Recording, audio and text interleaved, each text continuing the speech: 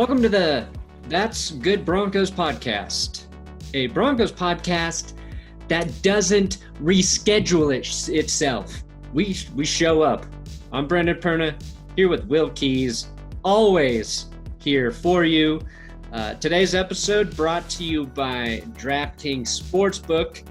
Use code DNVR when you sign up, and you can take advantage of an exclusive offer through DraftKings. They're giving all new users the chance to receive a sign-up bonus of up to $1,000. On top of that great sign-up bonus, DraftKings offers great odds boosts every Sunday, so you can help make it rain. REIGN, which is like a cool word for money going into your banks.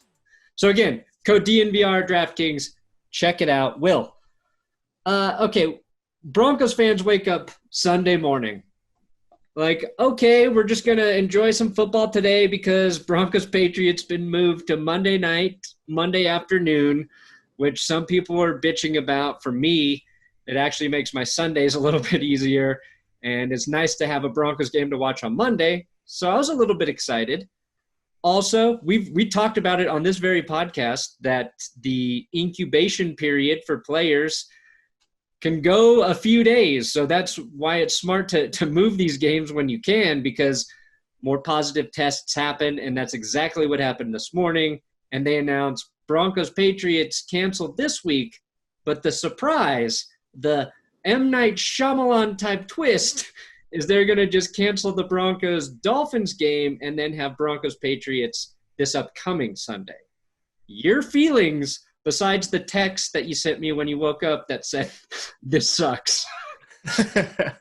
Yeah, I mean, I think it still sucks. Like you said, waking up and getting that news was kind of a bummer. I'm staying at my parents' house right now, so I woke up on a twin bed. My back was already hurting. I open up Twitter and find out that we're not even playing tomorrow. It's just a weird feeling, like for the first time in your life, like not even knowing if you can count on the games to be played. Usually like it's whether or not the team's going to show up, not whether the game is going to happen or not. So I really miss the days of olden when we can actually count on 60 minutes of football to be played. But the reliability is no longer a guarantee. And weird day in football too, because I want to talk about this after we get through the Broncos. Alex Smith returns. So I had put up a video tonight about his glorious return. I think everybody was excited to see him on the field, even though he got sacked a shit ton of times. But then Dak Prescott breaks his leg in what looked like an injury. I don't think it's as bad, but it looked like it could be as bad. Sure looked bad. When somebody's foot is sideways, like I'm not going to show the video. Like this. I'll put the picture up. His foot was like this. Yeah, it is brutal. So bad day for Cowboys fans. Maybe just a cramp though. Oh, yeah. During the game, Romo at first was like, you're hoping this is just a cramp. And then while his foot was like a different direction, a different cardinal direction from the rest of his leg. Yeah, I don't think you noticed that. There's a chance it could be a cramp. Yeah. So he can predict the plays that are about to happen, but he can't predict cramps versus literal broken ankles. That's he's basically the opposite of Troy Aikman, right? Who predicted Sam Darnold would be out probably 6 to 8 weeks with a broken collarbone, only to see Darnold return just a few minutes later in the game. Those Cowboy quarterbacks did not go to med school. No, I'll tell you what. Don't guess about injuries. No, I mean you could just say looks bad. Doesn't look good, Jim. Yeah. Doesn't look good. No. But before I said all that, you were about to say something. Do you remember what that was? Absolutely not. I think, well, maybe I do. We have to get used to this. The unpredictability and the chaos of the schedule. And it's hard to complain. Like Vic Fangio said, we're not whiners. We're not bitchers. We're not pussyfoots. That's right. We don't do any of that. So I was actually, like you, really looking forward to seeing a 2 p.m. Monday game. I guess it would have been 3 p.m. your time. Yep. But I just enjoy, like, the novelty of it, if nothing else. It's nice to have the Monday night doubleheaders. I think those are really fun. I guess I'll just try to enjoy the Tuesday night game as well. Right. Okay. It'll be interesting if there's Game 7 of the finals of the NBA Finals going on. I mean, you'll know probably by the time you listen to this, because I want to see what gets better ratings, Game 7 of the finals or Bills-Titans. Ooh, I know what I'm watching. It's Bills-Titans. I was watching what was the game? Was it Buccaneers? Was it the Thursday night game that was going on with the finals? I think that was they played the finals Friday, so I don't think it lined up. I was watching some football game that I knew most sports fans would much rather be watching basketball, and I was like, I'm so glad I'm watching football instead. Okay. Oh, it was the Packers 49ers game from last Sunday. Oh, okay. Yeah, I also watched that game. Okay, so I want to just go through the NFL schedule changes that had to occur to accommodate them, because, like, the idea is at this point, maybe you need to have some time at the end of the year for makeup games. Right. Because right now they are able to reshuffle and reschedule things. But this working is based on the assumption that by the time you get to these makeup games, you don't have any issues like you are currently having, which I don't think is feasible. But just to make this round work, like, is the NFL going to do this shit every week? I don't even know how they do that. But here we go. Denver Broncos at Patriots will now be played Week 6 on Sunday, October 18th at 1 p.m. The Chiefs and Bills Week 6 game moves from Thursday, October 15 to Monday, October 19. The New York Jets and Miami Dolphins game moves from Week 10 to Week 6. The New York Jets at Los Angeles Chargers game moves from Week 6 to Week 11. The Jags at Chargers game moves from Week 8 to Week 7. The Chargers at Broncos game moves from Week 11 to Week 8. The Los Angeles Chargers at the Dolphins game moves from Week 7 to Week 10. The Dolphins at Broncos game moves from Week 6 to Week 11. Those are the changes because they had to move Broncos Patriots and Chiefs Bills. So all of that from two games, basically, because the Bills and Titans will now play Tuesday. Seems like a headache. Oh, yeah, it does. I mean, the way to avoid this from the start would have been to cut the schedule to something like 14 games and then add, throw in a couple flexible bye weeks.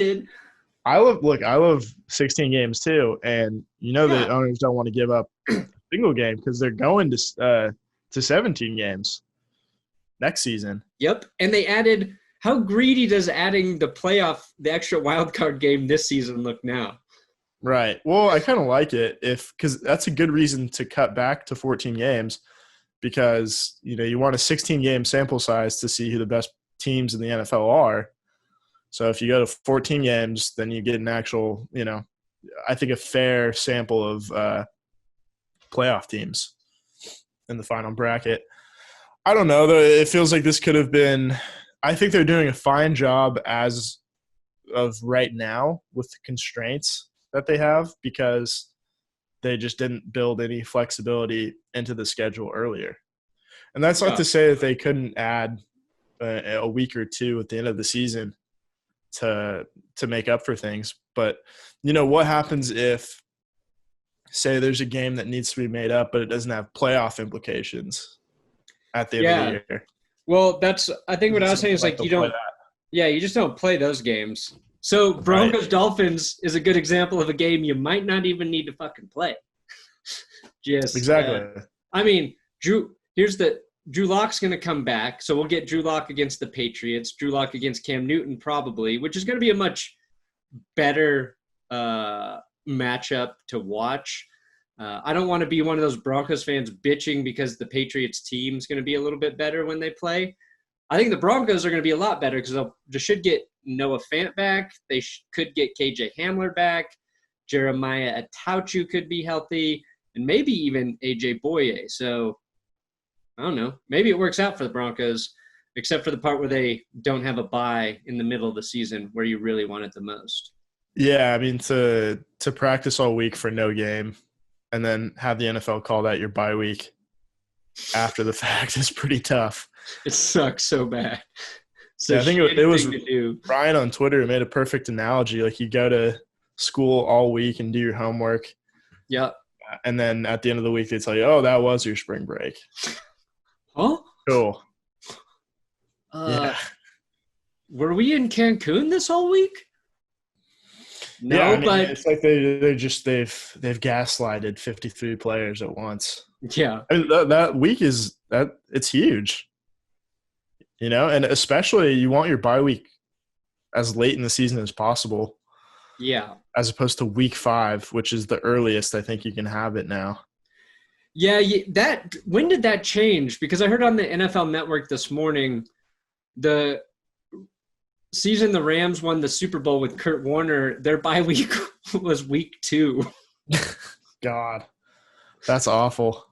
Yeah. That's so bad. Imagine getting a week 1 bye week. You have to wait an extra week to see your team play. That's really blue balling the fans. Yeah, did they used to do week 1 bye weeks? Oh, I don't think so. I think week 2 is about as early as it gets. As early as they went? Huh. Yeah, which, like, what's the point of that, really? Yeah, I mean, it worked out for the Rams, I guess. Yeah, I mean, they won the Super Bowl. The greatest show on turf, baby. But imagine if they had a normal bye week. They might have won 2 Super Bowls that year. Ooh. It's possible. They could have won. So where do you stand on all the injured Broncos players, Drew Lock, AJ Boye, Noah Fant, those guys back? But on the other side of the coin, you have to play Cam. Yeah. And on Gilmore. I like it. I mean, I like the better matchup in terms of entertainment value. I will say, like, I was curious to see how Brett Rippon would play in another week with the team. Right. But that curiosity doesn't outweigh how much I want to see Drew Lock back in the lineup. And Drew Lock going against a well-coached defense. So I am all in favor for that. And knowing, like, Drew Lock's probably going to have a little more help on offense than, Brett Rippon would have had this week. I mean, we could have hyped up Brian Hoyer, Jared Stidham versus Brett Rippon, post-game recap as good as anybody. But easily.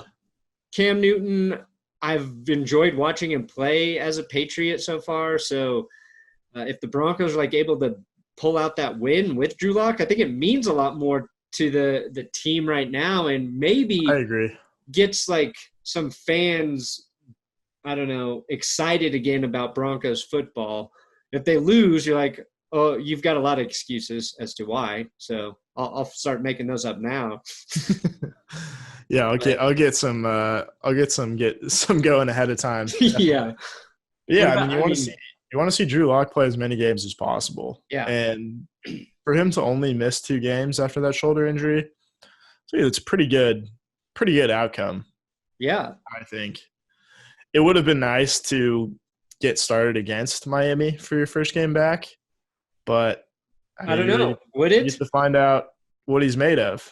Miami scored. Miami played really well. So they scored like over 40 on the Niners today. You know what? Maybe let's frame it this way: we're not playing the Dolphins while they're red hot. Exactly. There we go. Broncos lucky to not play red hot Dolphins.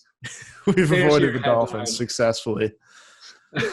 Yeah, you don't want to play Fitzpatrick when he's on one of these rolls. That's for sure. No. Fitzpatrick's like every other week kind of guy. I don't know. Yeah. Yeah, I was thinking about it. Like, when a good game's kind of coming. Like, it feels right. It feels like it's just about time. I was wondering if we could like create like an algorithm or a pattern to predict when he's gonna become Fitzmagic randomly. So he's done it twice this season. He did it in that Thursday night game, and he definitely did it today. Spoiler alert: he's gonna be our big dick quarterback of the week. Ooh, hell yeah, that is nice. Did Garoppolo get benched in this game, or was it because he got benched? Hurt still? Yeah, he didn't re-injure himself, but Kyle Shanahan said that he pulled Garoppolo to protect him, which means he wasn't playing well, first of all. Right. And it didn't look right. So they figured, we're down 17 or whatever already. Let's not get our guy hurt. He's not doing anything. We probably put him out there too soon. So let's put Pete Howard back in. Clean up again. Yeah. So we were only half wrong on that Nick Mullins versus Jimmy Garoppolo take earlier. Yeah. We were wondering if Nick Mullins is better than Jimmy Garoppolo. So Mullins not good. Garoppolo might not be good as well. So there's the real, silver lining. We've spun it into, we're only half wrong, half right. I will say, on our Patreon prediction episode, you took a lot of You took a lot of swings for the fences this week. Yeah. And I think the only one you've been right about so far was Dolphins 49ers. You got to go out on a limb sometimes. I should have picked the Raiders. Oh, you should have. You were thinking about it, weren't you? I think about every possibility in a given week. Did I pick the Giants? I might have picked the Giants. Oh. I feel like I swung for the fences and I had a lot of balls die out at the warning track. Yeah, I think you took who'd Carolina beat today? Was it Jacksonville? The Falcons. The Falcons. You took the Falcons. Should have known better. You took the Jags. You took the Colts over the Browns. That game we both thought was going to be close. I'm going to get a lead on you. But let's say you watching this show consider yourself very good at picking games. There we go, baby. Maybe you should use code DNVR when you sign up with DraftKings, America's best sportsbook, top-rated sportsbook app. Now, to add to the excitement of this week of football, DraftKings is bringing back their can't-miss offer. And if you haven't tried DraftKings Sportsbook yet, head to the App Store now because you don't want to miss this. DraftKings Sportsbook is giving all new users the chance to receive a sign-up bonus of up to $1,000. That is enough money to buy you enough Rogaine to grow a Ryan Fitzpatrick beard. And don't worry, if football isn't for you, DraftKings is giving all of you basketball fans a 200% profit boost on any basketball market once you sign up. I like the basketball supermarket.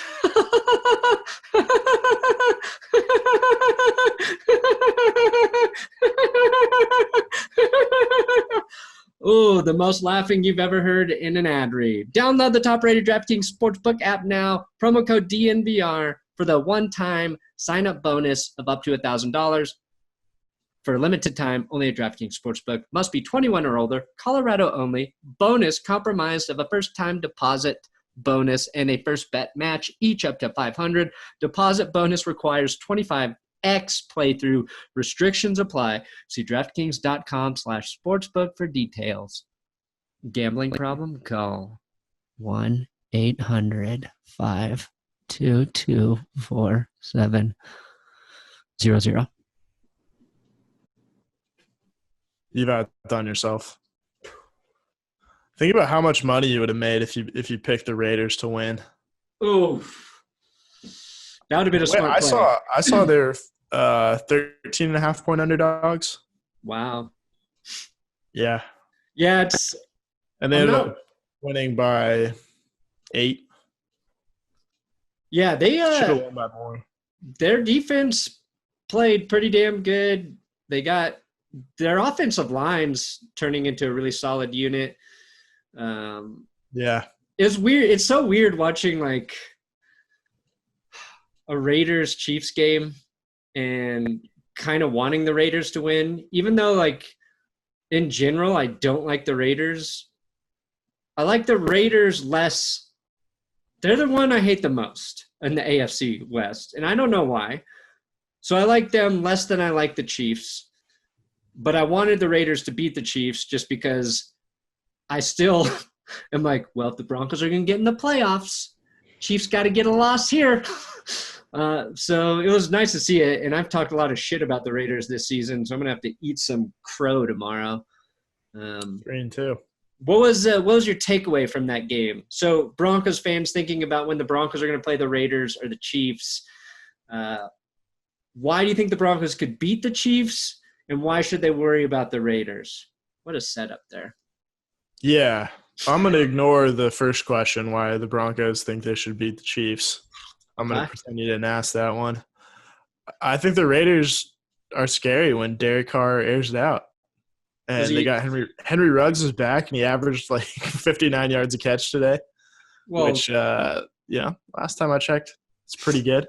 Didn't he only have like one catch, though? I think he had like 2 for 118. Oh, fuck. Something like that. Yeah. What the hell is with the NFL stats are not coming up today? The rookie wide receivers are playing out of their mind.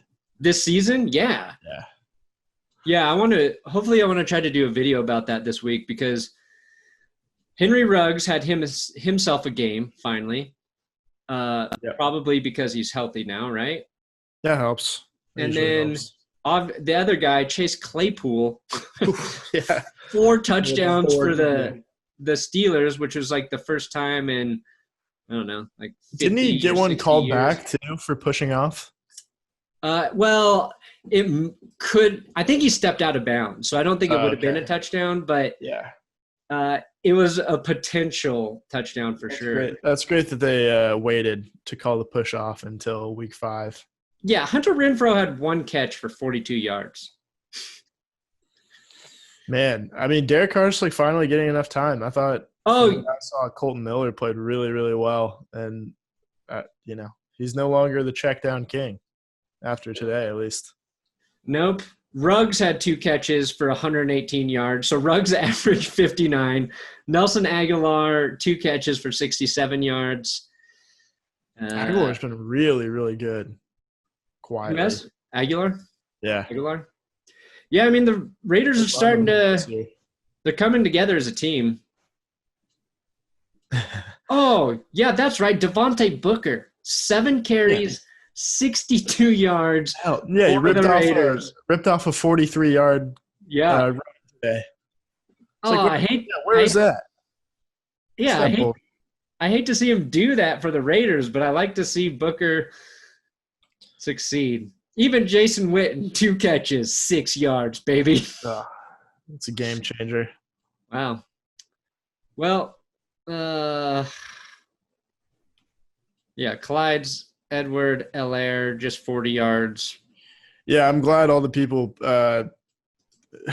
who picked Clyde Edwards-Helaire at number 1 in their fantasy drafts feel very, very stupid, as they should. I can't how could you go into a draft blindly taking a rookie in a non-off-season year? I think a lot of people were taking the top 3 picks were Christian McCaffrey, Edwards-Helaire, and then Miles Sanders, who I don't think scored a touchdown until today. Yeah, what was funny is I think in our Pick'em episode, we both kind of knocked Henry Ruggs and Miles Sanders for production in fantasy, and then they both had pretty big days today. So maybe we're the cure for fixing underperforming players. Yeah, who should we complain about this week? I think we should stop complaining about Clyde Edwards-Helaire. Oh, yeah, no, I really liked what I saw out of him today. He was a touchdown. Underrated guy. Yeah. Didn't really get a lot of help from his blockers, but, it'll come. He'll start seeing the field a little bit better, especially against the Broncos. Yeah. Okay, so damn it. Okay, the Cowboys announced that Dak suffered a compound fracture in his ankle, Mm-hmm. which is what it looked like. Maybe the good news there is that break was all in the ankle area and not up further in his leg as well. Yeah. Because when I was looking at his leg, it looked like maybe the top part of the bone that connects to the knee was also sideways, but sounds like it's not. I don't know. I'm trying to put a positive spin on it. And then I did see a funny Twitter exchange. So Scooter Magruder, Cameron Magruder, big Cowboys fan, he tweeted, "I have never felt this sad after a win." And then our friend Adam from 5 Points tweets, "Imagine rooting for the team that lost." So Yeah. Cowboys at least get the win, in a game where they lost a lot more than that. Andy Dalton comes in. That Hey, give some credit to Andy Dalton. acquisition looking smart. Yeah, I mean, Big that's time why you throw. get a guy like that for situations like this. It's a reason the Broncos struggled with Jeff Driscoll. They thought they got their guy, but Driscoll wasn't that guy. And Dak was like the biggest bright spot on that constantly losing Cowboys team. And then it kind of sucks to think about, like, he caught a touchdown in this game. They were playing well, on track to probably get their first or second win. He is done for the season, and then his team also wins without him when he's been the guy who's kept him in so many games this year. It couldn't have happened like at a worse time contract wise. No, fuck that no. was probably his last play as a Cowboy. Could be. To imagine. Yeah, it's going to be. He's going to make a ton of money this offseason going somewhere else. Yeah, injury notwithstanding. It's going to be weird, or it's going to be interesting to see what happens after this. And you and I do not like talking about the Dallas Cowboys because they get enough coverage, but yeah, what's been happening to them this season's been, I don't know, one of the more interesting storylines. Yeah, I mean they have beat two teams with a combined 0-10 record on last-second field goals. So let's not get carried away. No, I'm not saying they're good. Yeah. I'm just saying they've been entertaining. They have been entertaining.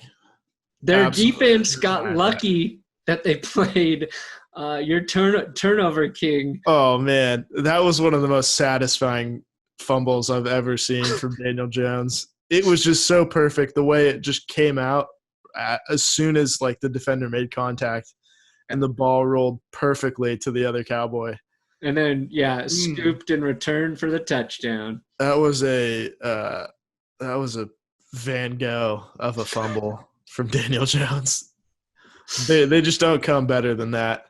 Oh, Van Gogh of a fumble. Please put that in the script.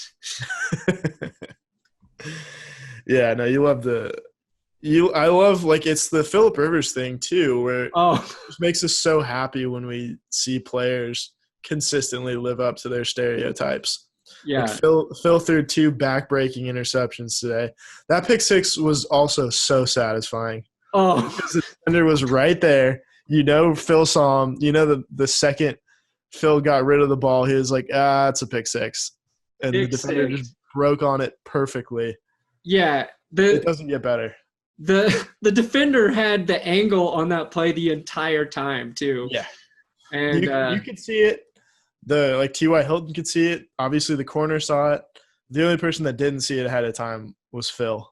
Yep, exactly. And then his second interception, if you saw that, they're talking about how Sheldrick Redwine, who was a second-year player, was coming in for Ronnie Harrison, who got the pick six earlier. And this was like his first play of the game. And so they're like, introducing him like this. He's a second-year player from Miami. And then Phil throws it right to him on his first play. That was his first play of the season, of his career? I think it was just his first play of the game. Oh, damn. Yeah, but they were talking about him for a good 30 seconds before the snap. Yeah. And that's like new guy coming in, you want to target that guy, veteran quarterback, going to identify that mismatch. Not if that guy's got position.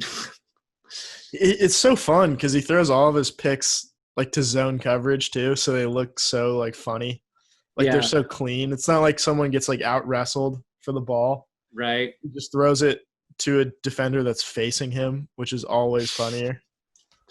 Yeah. I wonder how many picks Rivers has thrown to linebackers.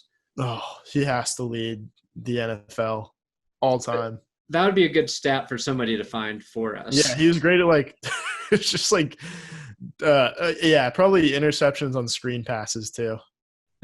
He's awesome at that. Oh shit. Yeah, so the Texans, they had a big win. The Ravens blew out the Bengals. Cardinals got right because they played the Jets. Eagles Steelers, that game was good. Our boy Dave Damashek was sweating it out. Yeah. Well, he tweeted something about like feeling good after they're up 17 points, and then that disappeared real quick. That's a Twitter curse, man. You can't feel too good when your team's got a big lead. You gotta be cautiously optimistic for a full. I saw with the Steelers a couple of things. I saw the Steelers have never lost when they've led by 17 or more at home. Oh wow, pretty impressive. And they haven't started 4-0 since 1979. Yeah. So. And they won the Super. It was back-to-back years, 78 and 79. They had 4-0 starts, and they won the Super Bowl both of those years. Yeah, to think that they haven't started 4-0 in that long is pretty crazy. Yeah. No, that's they were insane. They were like, obviously they won 2 Super Bowls in the 2000s. Have make the playoffs like 2 out of every 3 years. It feels like, the last 25, 30 years. They're good in the 90s. That's kind of crazy to me. Yeah, it's also crazy to think about like Claypool being their first player to catch 4 touchdowns since like 1969 or 69, I think. When they've had, Antonio Brown, you would have thought maybe caught 4. Hines Ward. Yeah, like there's been a lot of guys where you thought Yancey Thigpen. Oh, Yancey Thigpen. Yeah, you had Lynn Swann, who's overrated, and John Stallworth, who is the better player. I'm not surprised Lynn Swann never caught 4 touchdowns. I don't think he caught a pass outside of the Super Bowl. Heath Miller. Okay. Le'Veon Bell. Heath Miller carried some of my fantasy teams. That was like this guy's on the waiver wire still. Let me grab Heath, and he would just be like 40 yards, 1 touchdown every week. Yeah. Like, he's one of those guys you could set your watch to. Yeah, 32 yards, 1 touchdown. Always. It was always right in that range. And he'd always, I don't think he ever scored a touchdown longer than 6 yards. No, he's like what Mike Evans is to Tom Brady right now. Yeah. Mike Evans, before Tom Brady, like the best deep threat wide receiver in the NFL. Tom Brady comes in, can't really get many of those deep balls to him, but 2nd and 2 on the goal line, Evans getting the touchdown. I think that's the new narrative we have to push is Tom Brady is holding back that offense. Oh, yeah. I love it. He's driving a Ferrari like 40, 45 miles an hour on the freeway right now. Yeah, I would be doing that too, though. Checking down to Ronald Jones every other play. Enough of that, Tom. Learn how to count to 4, will you?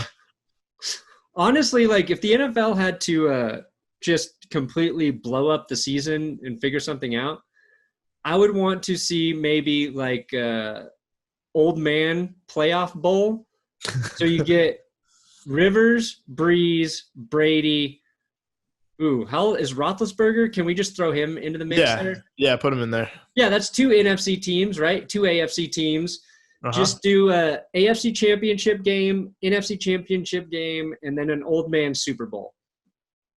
I love it. I think that's the way to go. That's the solution. You got to crack the code. There we go. Who wins in that? Who wins? Yeah. Ooh, fuck. I think it's Ben at this point. Yeah, I think I mean, his offense seems to be playing the best. And I missed on that one. I thought that he played really poorly in 2 games last year, and I had no reason to believe he was going to be good this year after missing, an extra 14 games last year. So it's not a crazy take. I was wrong. Yeah, it's so weird. 40 touchdowns this year and 4 picks. We'll have a 5-pick game coming up soon. That's kind of vintage Ben. I think we've forgotten that he's due for just a terrible game coming up. Well, yeah. But here's the thing, though. That was old Ben. That was old masturbating Ben. He gave up. Oh, yeah, not the Ben that has found Christ. He gave up all his sins. And, boy, talk about a guy who probably shouldn't be in the league for some of his sins. He has ridded himself of all bad deeds, and now he can play flawless football. He probably should have masturbated more, if anything. No shit. All right. Well, we will. I think I cut the joke out of the Broncos preview because I was just trying to shave some time. Where we put in like, if Drew Lock does end up playing, I'll just copy and paste this episode and reshoot it.